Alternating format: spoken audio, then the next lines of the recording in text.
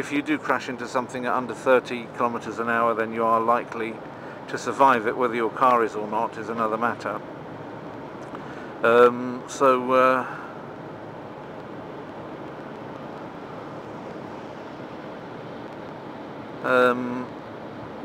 Yeah, what I wanted to talk about, and now I would say,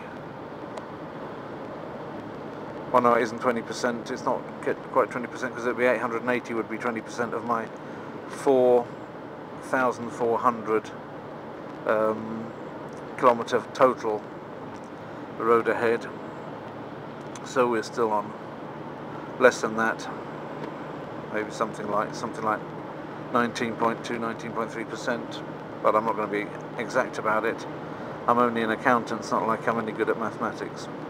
So yeah, this is what I wanted to talk about. I've now got my full complement, all three vignettas. You saw me getting the Czech one.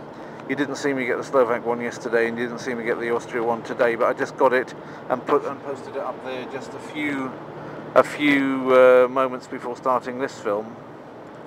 Another one of the other thing I missed is that another one of the signs by the roadside also said that you had to have a child seat. I would have thought that you'd have to have a child seat anywhere in the European Union now, but they had that sign there maybe from times when Slovakia perhaps didn't have a child seat, or their idea about Slovakia is that you didn't have a child seat. Well, at the old border that we just drove past, I remember way back, a little bit disconcerting. When you went in and out of Austria, there was a sign saying you're not allowed to have guns with you.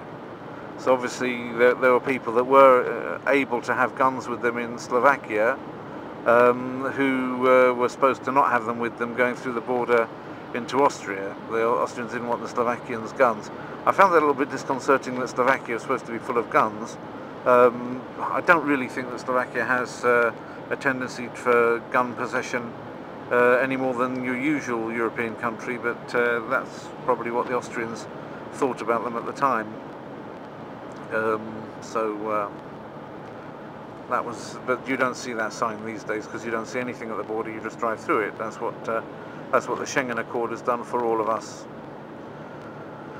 So maybe I won't, I need to probably gather my thoughts a little bit before coming into Vienna about what I'm going to be saying, so I can't really talk for long. Maybe I won't get as far as the 20% mark while we're talking now, but at least you can see a little bit about what the road into Vienna looks like from the Bratislava side. As you can see, it's another perfectly normal, quite boring in a way, motorway.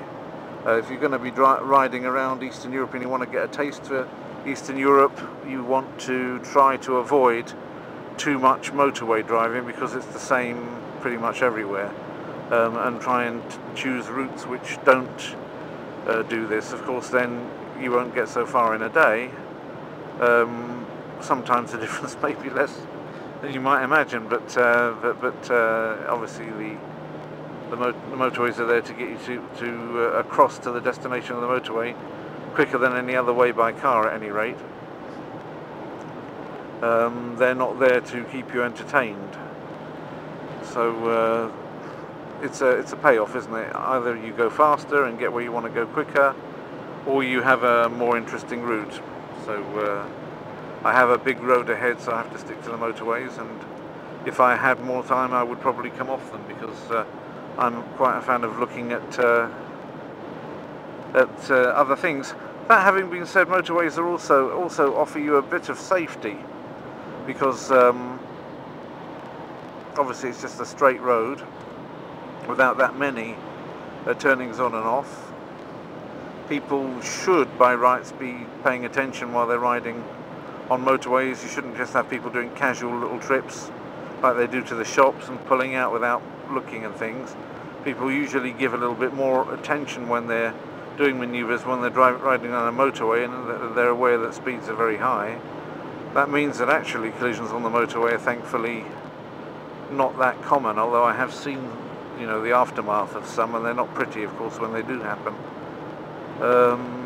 I don't like the idea of doing a lot of driving because of the fact that I have seen so many accidents. But then you just get to the point sometimes where you think, and now the rain's gone, so I'll turn my wipers off.